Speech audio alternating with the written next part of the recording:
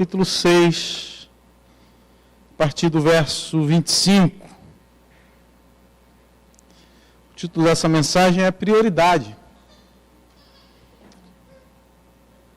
Mateus, capítulo 6, verso 25 e diante, que diz assim: por isso, digo a vocês, não se preocupem com a sua vida quanto ao que irão comer ou beber, nem com o corpo quanto ao que irão vestir. Não é a vida mais do que o alimento, e não é o corpo mais do que as roupas? Observem as aves dos céus, que não semeiam, não colhem, nem ajuntam em celeiros.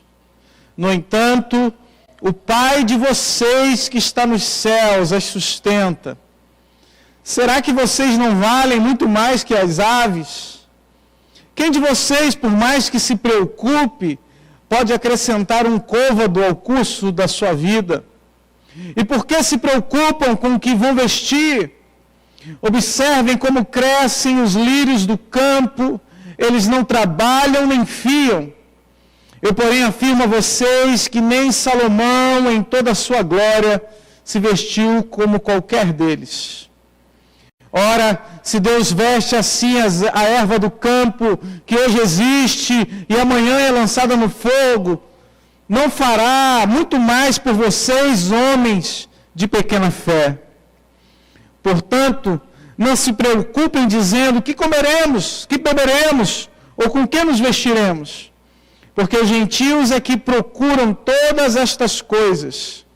O Pai de vocês que está nos céus sabe que vocês precisam de todas elas.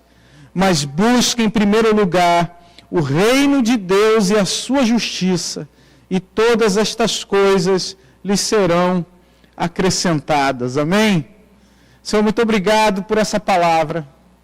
Obrigado por essa noite, por essa oportunidade, Deus, que temos de te ouvir, do Senhor falar conosco e de sermos transformados pelo teu poder. Abre o nosso coração, prepara, Senhor, a nossa mente para compreendermos a tua santa palavra, Deus. Em nome de Jesus. Amém e amém. Queridos, a primeira chamada de Jesus, ou dos primeiros momentos do ministério de Jesus, diante de um povo que estava espiritualmente faminto, cansado, desesperado por uma mudança, por um alimento espiritual, foi uma palavra sobre o reino de Deus. O homem estava malnutrido. Pregamos há poucos dias atrás que Jesus, no momento da multiplicação dos pães e peixes, ele olhou para aquela multidão e viu pessoas ou ovelhas como se não tivesse pastor. As pessoas estavam confusas, sem fé. Na cidade de Jesus, Nazaré, no lugar ali em Cafarnaum, onde Jesus nasceu, cresceu, em Cafarnaum, aliás, Jesus fez muitos milagres, mas na cidade em que o Senhor Jesus foi criado, poucos milagres puderam ser realizados, porque eles tinham pouca fé. O próprio Senhor Jesus falou isso. E os discípulos pregaram a mensagem do reino, e por causa disso o Senhor Jesus multiplicou pães e peixes. A partir do capítulo 4, do verso 17, a Bíblia vai dizer que então Jesus começou a pregar e a dizer: arrependei-vos, porque é chegado o reino dos céus. E a mensagem do reino era a mensagem de Jesus. O reino dos céus chegou. Era a mensagem que o Senhor Jesus queria transmitir. E nós, muitas vezes, confundimos, queridos. Confundimos o reino com religião. Confundimos a mensagem do reino como a religião a qual nós devemos abraçar. E por causa disso nós, muitas vezes, ao invés de nos aproximarmos de Deus, nos afastamos dele. Porque a religião, ela nos deixa preocupados sobre se estamos fazendo coisas certas, estamos fazendo coisas erradas, se vamos para o céu, se não vamos. A religião é aquilo que o homem pratica até ele descobrir o reino dos céus. O reino de Deus. Porque a religião nos prepara para subir, nos prepara para algum dia estarmos com o Senhor. Mas quando nós entendemos a mensagem do reino, nós entendemos que precisamos nos preparar para o agora, para o tempo presente, para o momento que estamos vivendo agora. Porque o reino de Deus nos prepara para dominar todas as coisas. Nos prepara para sermos representantes de Deus na terra. A religião fala de coisas que muitas vezes não entendemos, não compreendemos, intangíveis, subjetivas. Fala daquilo que está nos céus, mas o reino fala da terra. Venha, Senhor, o teu reino sobre nós. Seja feita a tua vontade, assim na terra como ela é no céu. É o reino de Deus que veio até nós. A religião tenta escapar desse mundo, mas o reino causa impacto nesse mundo. Causa um impacto nesse tempo, influencia, transforma esse planeta, coloca subjugado nas mãos de Deus todas as coisas. A religião quer levar o céu ou a terra para os céus. E o reino traz o céu para a terra. E às vezes nós temos dificuldade de entender isso.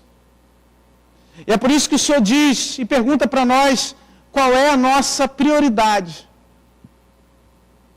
Qual é a prioridade da nossa vida? Ou seja, qual é a coisa mais importante da sua vida? O que você faz em primeiro lugar? Qual é o teu maior objetivo? A que você se dedica? Nós definimos prioridades para guardar o nosso tempo. Definimos prioridades porque senão a gente vai gastar tempo, esforço naquilo que não vai trazer resultado. Ou não era o momento de trazer aquele resultado esperado, porque outras coisas precisavam acontecer para aquele resultado vir num segundo momento. Por isso que quando definimos prioridades, nós guardamos o nosso tempo. Nós guardamos todas as coisas. Não adianta você estudar uma matéria mais avançada se você não estudou a base. Adianta, irmão, estudar engenharia se você não sabe nem o básico da aritmética, da geometria. Temos que estudar, começar do começo. Então o Senhor diz que nós temos uma prioridade. Em administração, os irmãos que estudaram vão se lembrar da pirâmide de Maslow. E Maslow fala a respeito de uma pirâmide de prioridades que todo ser humano possui. Ele elenca começando com água, comida, as nossas vestimentas, abrigo, proteção, e daí vai segurança, preservação, até haver realização pessoal e um significado de vida. Ou seja, eu não posso ter realização se eu não tenho nem o que vestir. Eu não posso ter realização se eu não tenho nem o que comer. Se eu não tenho nem um prato de comida na mesa. E isso fala de coisas naturais, normais. Nós trabalhamos para isso. Trabalhamos para ter um pão dentro de casa, uma roupa. Nos esforçamos por causa disso. nos dedicamos aos nossos trabalhos, claro, porque amamos muitos, né, quem tem essa alegria de trabalhar naquilo que ama, mas muitos, infelizmente, não têm essa possibilidade e acabam trabalhando simplesmente para satisfazer as suas necessidades básicas. Mas o Senhor Jesus inverte essa lógica. Porque Ele diz, olha, a prioridade de vocês não é a comida, não é a bebida, não é as vestimentas, mas a prioridade de vocês é buscar o reino de Deus e a sua justiça. E todas as demais coisas vos serão acrescentadas. Às vezes, né, nós podemos achar que o reino de Deus é nos dar todas essas coisas. Como, por exemplo, é o que é pregado, por exemplo, na teologia da prosperidade. Se você for fiel a Deus, se você buscar a Deus, se você estiver fazendo aquilo que Deus manda, você com certeza vai ser próspero, você vai ter todas as coisas, não vai te faltar nada. Mas isso não é verdade, queridos. Porque o significado da nossa vida não está em ter as coisas, o significado da nossa vida está na presença de Deus. Porque existem pessoas que não têm nada, mas são felizes. Existem pessoas que não têm recursos, mas elas têm significado, porque elas encontraram o Senhor. Elas buscam a Deus acima de todas as coisas. Elas colocaram Deus como prioridade. Nós não estamos aqui para adquirir bens e riquezas. O Senhor diz que todas essas coisas o Pai sabe que nós necessitamos. O Senhor sabe aquilo que você precisa. O Senhor sabe qual é a sua necessidade. O Senhor sabe qual porta Ele vai precisar abrir para te abençoar. O Senhor sabe aquilo que Ele vai precisar fazer para derramar bênção sem medida sobre a sua vida. Ele sabe de todas as coisas, do teu choro, da tua dor, do que você precisa, da tua falta, quanto tem na tua conta bancária, os bens que você possui. Deus sabe de tudo. Ele sabe. Sabe o que você precisa. Mas Ele pergunta para nós, eu sei, mas qual é a sua prioridade? Qual é a prioridade de Deus para a nossa vida? O Senhor então nos desafia, queridos, a mudar a nossa prioridade. Porque quando nós colocamos a nossa prioridade em ter as coisas, em adquirir bens, em superar ou sobreviver a cada mês, como muitos de nós estamos vivendo, quando nós focamos nisso, sabe o que traz para o nosso coração? Preocupação, ansiedade. E nós vivemos num tempo de pessoas ansiosas. Nós vivemos num tempo de pessoas preocupadas. É por isso que, para Deus fazer um milagre, a Dila comentava aqui no domingo passado, que nós trouxemos essa palavra na consagração, porque o primeiro passo para Deus começar a fazer um milagre na sua vida é: assenta na grama. Se assenta, se acalma. Acalma o teu coração. Porque existe um Deus que está no controle. Tem um Deus que está no controle dessa situação. Ah, pastor, mas são só 5 pães e 2 peixes. É muito pouco. Mas é o Deus que do pouco faz muito. Quando você coloca Ele como prioridade na sua vida. Aqueles homens deram a volta. Jesus entrou no barco, foi para outra banda do rio. Aliás, do lago, né? Lago de Genezaré. Jesus foi para o outro lado, eles deram a volta, se encontraram com Jesus antes de Jesus chegar. Para Jesus fazer um milagre. E eles estavam desesperados, que nem pensaram em levar provisão para quando voltarem para casa. Porque a prioridade era encontrar Jesus. A prioridade era se encontrar com o reino. A prioridade era ver e ouvir aquilo que o Senhor Jesus tinha para realizar. Meu irmão, se nessa noite o seu coração estiver disposto, aberto a ouvir e ver o que Deus pode realizar na sua vida, saiba que há um Deus que está presente aqui hoje e Ele pode ainda fazer maravilhas na sua vida hoje. Por isso o Senhor aqui nos fala de atitudes que precisamos ter com relação ao reino de Deus. E a primeira delas, e a mais importante é buscar. Porque o reino de Deus precisa ser buscado. E buscar fala de explorar, compreender, estudar, investigar, aprender, meditar. Buscar o reino de Deus. Ir atrás. O reino é o governo de um rei sobre o seu território. É a influência desse governo sobre determinado território.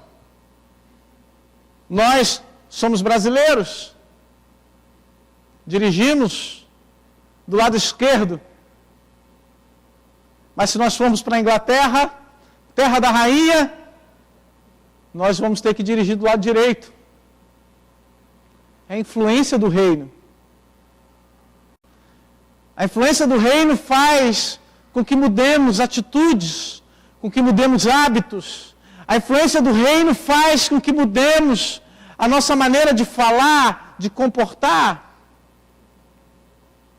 Em cada lugar, em cada país, em cada cultura, nós vamos ver a influência daquele reino ou das pessoas que servem ou que estão naquele lugar.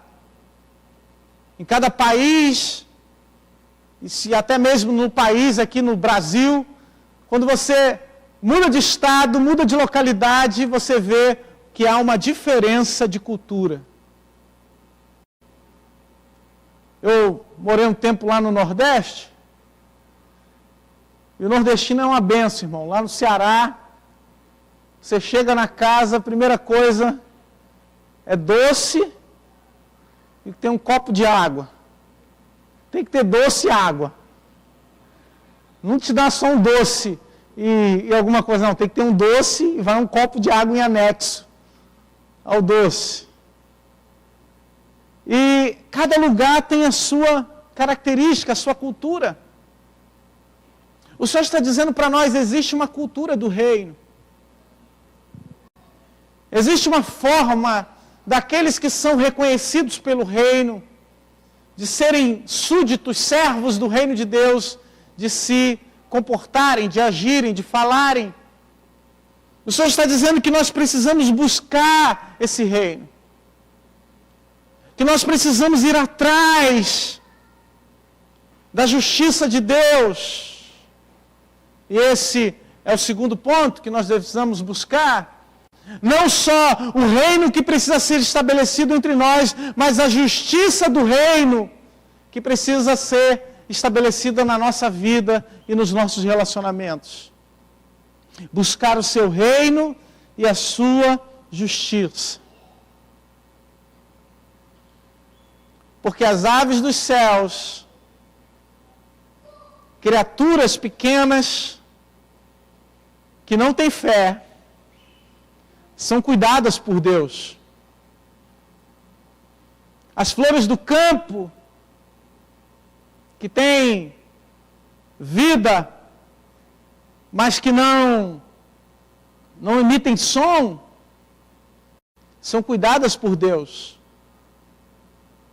Meu irmão, você é o reflexo da imagem de Deus. Você fala, você pensa, você muda de ideia, você se arrepende, você volta atrás, você erra, você reconhece que errou. Você é capaz de amar, é capaz de odiar. é capaz de muita coisa. O Senhor está dizendo, eu tenho muito mais cuidado por você. Eu tenho um cuidado muito grande pela sua vida. Eu tenho um cuidado muito grande pela sua casa, pela sua família. Sabe, aqueles que você pensa que se perdeu, aqueles que você pensa que se foi, aqueles que você pensa que já não tem mais jeito. O Senhor está dizendo, eu tenho cuidado com eles. Esse trabalho é meu. Esse trabalho é meu. O teu trabalho é confiar em Deus, meu irmão. O teu trabalho é buscar o reino de Deus na sua vida. É buscar o reino de Deus na sua casa. Porque o reino do mundo, o reino deste século, diz para você, ó, brigou a primeira vez, discutiu, separa. Mas o reino de Deus diz para você, não, você tem que perdoar. O reino de Deus diz para você, não, você tem que estender a mão. Fez o mal para você, você pode retribuir com bem. Mas o reino deste século diz para você, olha, fez o mal para você, faz o mal pior. Tem que responder com uma moeda maior. Mas não é isso que o Senhor tem para nós, queridos. O Senhor tem algo melhor. E é por isso que essa justiça de Deus fala de um relacionamento correto com Deus. Fala de um relacionamento, fala de direitos e privilégios, obrigações e deveres que temos diante de Deus. E nós precisamos buscar, então, esse direito de Deus estabelecido na terra. Porque no direito dos homens, você erra, você é punido quando você comete algum crime. Ou quando você principalmente age, ou deixa agir, ou se omite com relação a algo que está acontecendo, que está previsto na lei dos homens. Se não estiver previsto, não é crime. Cadê a advogada, doutora? Está lá atrás. Não é assim, doutora? Não há crime sem prévia combinação legal, alguma coisa assim. Está escrito.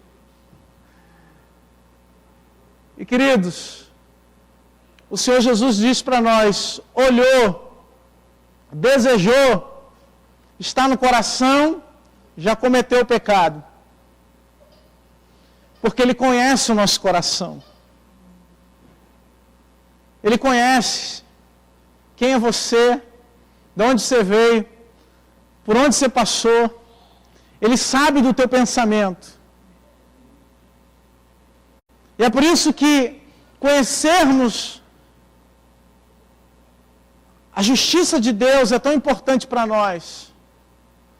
Porque nós precisamos entender o quanto nós ofendemos a Deus. E nós não queremos entender isso. Precisamos entender o quanto nós, algum dia, ferimos a lei de Deus e o coração de Deus. O quanto nós somos pecadores e necessitados da graça de Deus na nossa vida. Porque estávamos perdidos, sem direção, sem rumo, sem vida. Mas o Senhor nos alcançou. Ele nos alcançou e a Bíblia diz que Ele nos justificou dos nossos delitos e pecados. Ele nos tornou justo. E nos amou, a Bíblia diz, quando nós ainda éramos pecadores. Quando ainda éramos pecadores. O Senhor não te amou quando você estava limpinho, perfumado, igual você está aí agora. O Senhor não te amou quando você fez, só quando você fez as coisas certas. O Senhor não te amou só quando você veio na igreja, quando você foi um bom menino e ganhou o presente do Papai Noel. Não, o Senhor te amou quando você estava no mundo. O Senhor te amou mesmo quando você estava com a boca cheia de palavrão. O Senhor te amou mesmo quando você se sentia sem valor, sem esperança, sem vida. O Senhor te amou mesmo quando você se sentiu traído. Mesmo quando você traiu a Deus. A Bíblia diz que Ele te amou. Porque Ele nos amou primeiro. Não fomos nós que demos nada para Deus. Foi Ele que nos tornou prioridade. Ele que colocou a sua vida como prioridade a tal ponto de dar o seu próprio filho na cruz. Ele que colocou quando viu que não tinha mais esperança para o homem, que o homem estava batendo cabeça, que a mulher estava perdida. Ele nos amou de tal maneira que deu o seu único filho por amor às nossas vidas. Ele nos justificou. E Ele então quer estabelecer na nossa vida uma nova forma de viver. Uma nova maneira de agir, de tratar as coisas, de conduzir as coisas. Uma nova prioridade na nossa vida. Se nós olharmos para cada um de nós, para o nosso coração, para as nossas ações, nós vamos perceber que em algum momento nós não temos dado prioridade ao reino de Deus. Precisamos ser sinceros. Eu quero chamar a sua atenção, queridos, que isso não está relacionado ao ministério.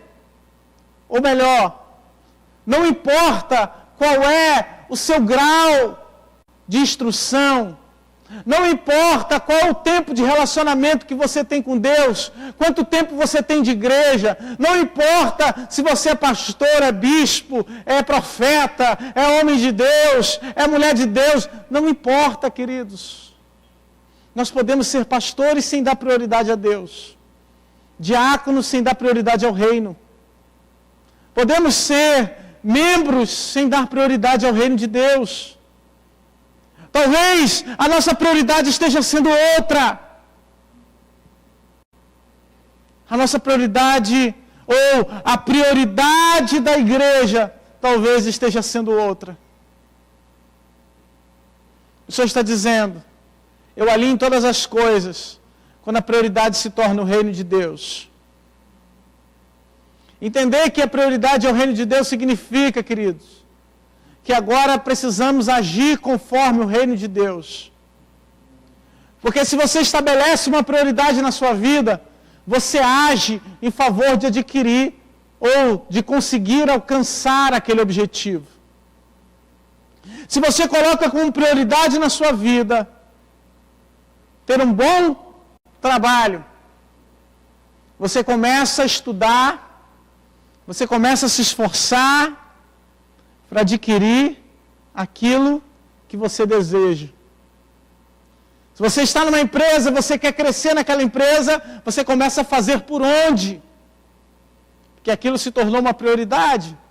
Se você quer aprender algo novo, você começa a estudar aquilo, porque aquilo se tornou uma prioridade.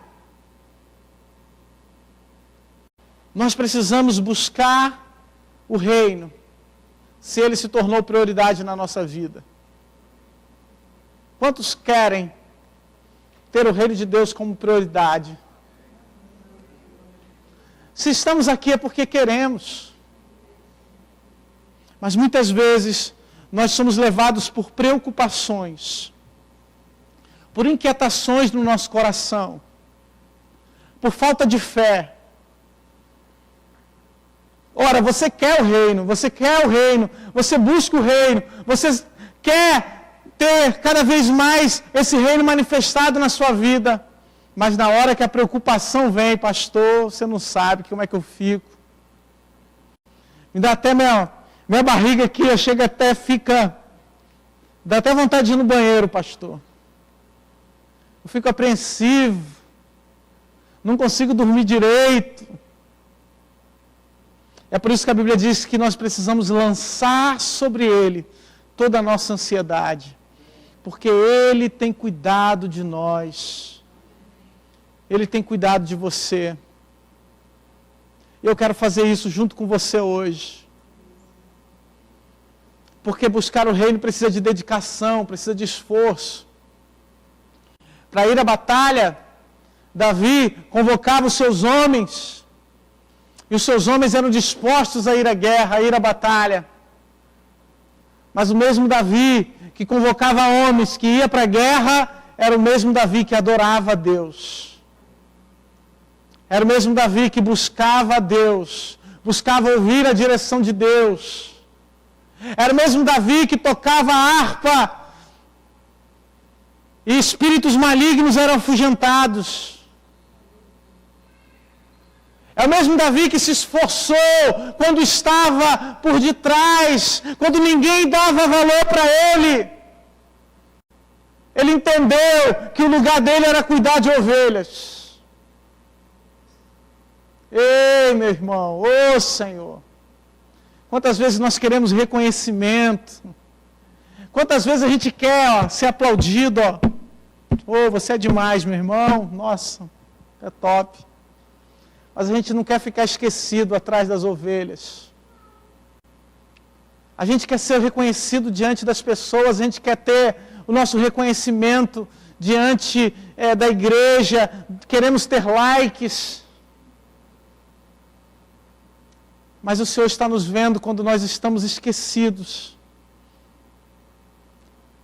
Quando Samuel foi na casa de Jessé, escolheu um rei, todos os filhos foram apresentados, mas se esqueceram do menino que estava cuidando de ovelhas, se esqueceram do menino que estava lá lutando com o leão, lutando com o urso, porque Deus já estava preparando um rei para Israel. Deus já estava preparando algo novo sobre aquela nação a partir da vida de Davi. Ninguém dá valor quando você está cuidando. Ninguém dá valor quando você está aprendendo. Ninguém dá valor quando você está se esforçando. Ninguém dá valor quando você está se dedicando a algo novo. Só dão valor quando você conquista. Só dão valor quando você vem para o holofote. Deus está vendo cada passo que você está dando. Deus está vendo cada dificuldade que você está enfrentando, meu irmão.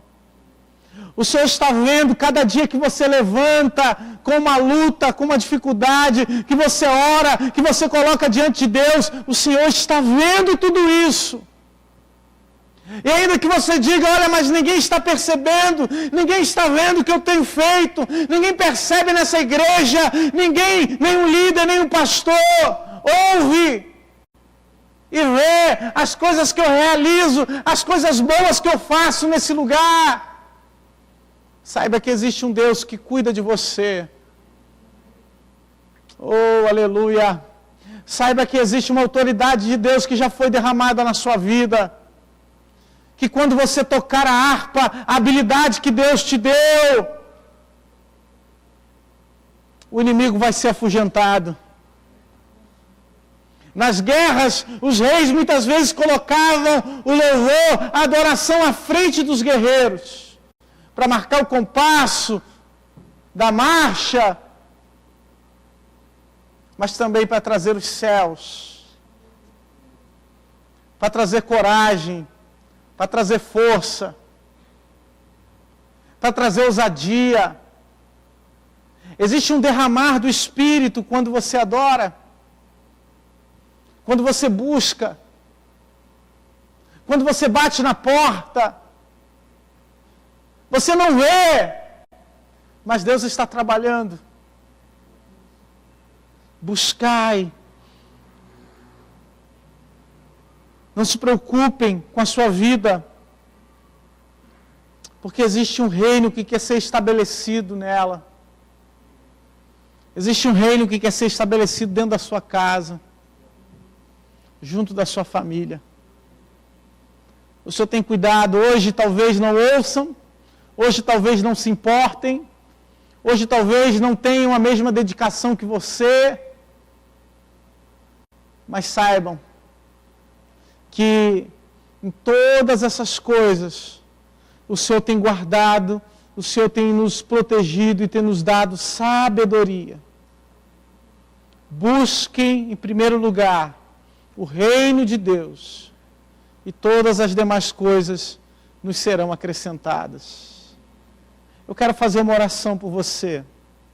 Quero convidar os meus irmãos do Ministério de Louvor a virem para cá. Quero orar por você. Quero orar pela sua vida. Existe um Deus que derramou o seu sangue na cruz para nos tornar justos diante dele. Portanto, não há mais condenação sobre você. Não há mais condenação sobre a sua vida. Já não há nada mais que possa te acusar. Não há mais seta que possa te ferir. Não se preocupe, meu irmão. Não se preocupe. O que precisa ser acrescentado na sua vida, o Senhor vai acrescentar.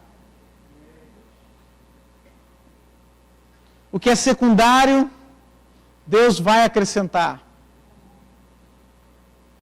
Mas o que eu preciso fazer então, pastor? Buscar, agir.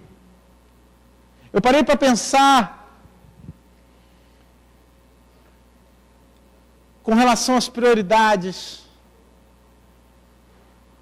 E se nós olharmos para a nossa vida, nós vamos ver que grande parte das nossas prioridades são para estabelecer um outro tipo de reino na nossa vida. Grande parte das nossas prioridades são para preparar uma comida para amanhã, preparar a roupa que eu vou trabalhar amanhã, me dedicar para saber o que eu vou fazer amanhã, os problemas que eu tenho que resolver essa semana, a consulta no médico,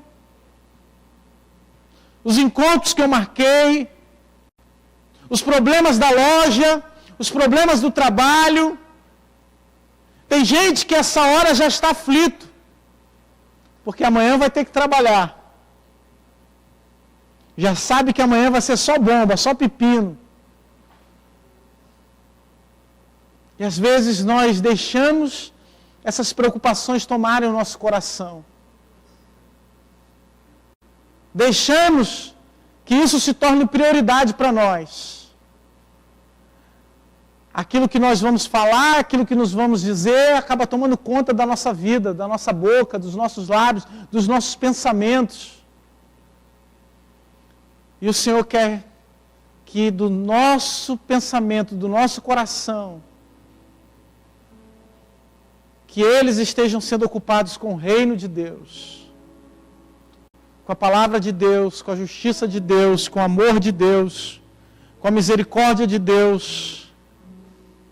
É agir em direção aos perdidos, é ir se encontrar com aqueles que estão sem vida, é mesmo diante dessa tribulação toda que você está vivendo, meu irmão, ter uma oportunidade para abrir a tua boca e dizer: Deus te abençoe. É ter oportunidade para dizer, não desprezar aquele que chega perto de você e começa a abrir a respeito da vida dessa pessoa. E você muitas vezes diz: Deus te abençoe, eu vou orar por você, mas não ora. E o Senhor está dizendo: eu te chamei para isso. Você está lá, não sei qual é o teu cargo, não sei se você é o dono da empresa, mas você está lá com um propósito. O propósito de estabelecer o reino. Você estuda com um propósito, meu irmão. Estabelecer o reino de Deus. O cargo que você vai ocupar, o lugar que você vai chegar, é para você fincar uma estaca, uma bandeira do reino de Deus naquele lugar. O propósito, a inteligência, o talento que Deus te deu, a sabedoria que Deus derramou na sua vida, a capacidade, a saúde que você tem, tudo isso é para o reino de Deus ser estabelecido. É para você usar para a glória de Deus, para o louvor da sua glória. Para de gastar o seu tempo naquilo que não contribui, nem para você atingir seu objetivo, nem para o reino de Deus ser estabelecido. Porque quando você está estudando, o reino de Deus está sendo estabelecido. Porque quando você alcançar o objetivo, o nome de Deus vai ser glorificado. Quando você está se dedicando, aprendendo instrumento, tocando, ensaiando, você está contribuindo para o reino de Deus ser estabelecido. Para melhorar, para se dedicar, para buscar. Enquanto você está orando, o Espírito Santo está falando contigo e o reino de Deus está sendo estabelecido na sua vida. Enquanto você está trabalhando, Deus está dando oportunidades para você. Você está tendo a chance de falar do amor de Deus, de proclamar a misericórdia de Deus. Busca o reino de Deus e a sua justiça, meu irmão. Aleluia, Senhor. Feche os seus olhos. Vou convidar os meus irmãos que vão servir a ceia já para... Aleluia. Você recebeu nas suas mãos o cálice, já está com o pão. Queria que você pegasse o pão com uma das suas mãos. Certa vez, Jesus estava conversando com uma mulher samaritana. E a religião dizia que os judeus não poderiam conversar com os samaritanos. A religião dizia que havia uma separação. E a discussão era acerca do lugar da adoração. E o Senhor Jesus disse: olha, a hora vem, já chegou, em que os verdadeiros adoradores adorarão o Pai em espírito e em verdade. Jesus conversou com aquela mulher, e quando os discípulos chegaram com comida, com bebida, Jesus respondeu para os discípulos: uma comida tenho para comer, que vocês não conhecem. Porque a prioridade de Jesus era o reino de Deus. Era um reino estabelecido. A prioridade de Jesus era transformar vidas. Era transformar corações. E o Senhor está aqui hoje para transformar a sua vida. Senhor, em nome de Jesus, esse pão é símbolo do teu corpo, Senhor, que foi rasgado na cruz, que foi ferido por causa das nossas transgressões, Pai, por causa dos nossos pecados. A sua prioridade, Jesus, sempre foi nos amar. Sempre foi a nossa vida. E por isso o Senhor se entregou. E é por isso que hoje nós somos livres, Pai. E é por isso que hoje nós somos justificados em Ti. Não é porque somos bonzinhos. Não é porque somos melhores do que outros. Mas é porque o Senhor é bom. E a sua misericórdia dura para sempre, Senhor. Eu apresento esse pão diante de Ti, Senhor.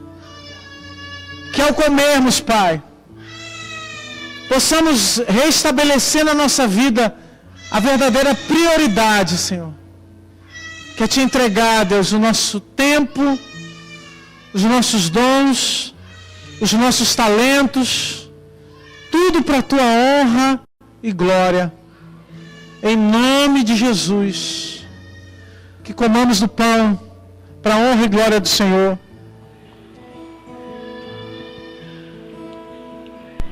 Aleluia. Em seguida você vai abrir o cálice. Eu quero convidar você a se colocar de pé.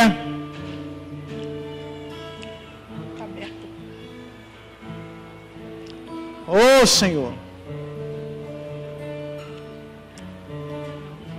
Esse cálice é o símbolo do sangue de Jesus. O sangue que foi derramado na cruz. O sangue limpo, que não experimentou o pecado, e que é capaz de nos perdoar, capaz de nos libertar. Ele está disponível hoje para essa humanidade, para esse século, para esse tempo. Tempo que as pessoas dizem viver em crise. É para esse tempo que o Senhor derramou o seu sangue. Aleluia. É para hoje, meu irmão. Glória a Deus. É para o tempo de hoje. Creio, Pai. Oh, Senhor. Aleluia. Esse sangue não só nos limpa, Amém, Jesus. mas representa um derramar de alegria, um derramar do Espírito sobre nós, um derramar durante a adoração. Oh, Deus. Porque se Deus te vê, meu irmão, esse Deus te enxerga. Aleluia. Ele enxerga onde você está, Ele enxerga quem você é. Maravilhoso, Rei, aleluia, Senhor. Porque Ele tem o seu nome escrito na palma das suas mãos. Que ao tomarmos desse cálice, Minha rocha, minha fonte, recebamos sustento, minha alegria. de forma suficiente um transbordar do Espírito na nossa vida, um derramar do Espírito sobre nós. Que bebamos do cálice em nome de Jesus.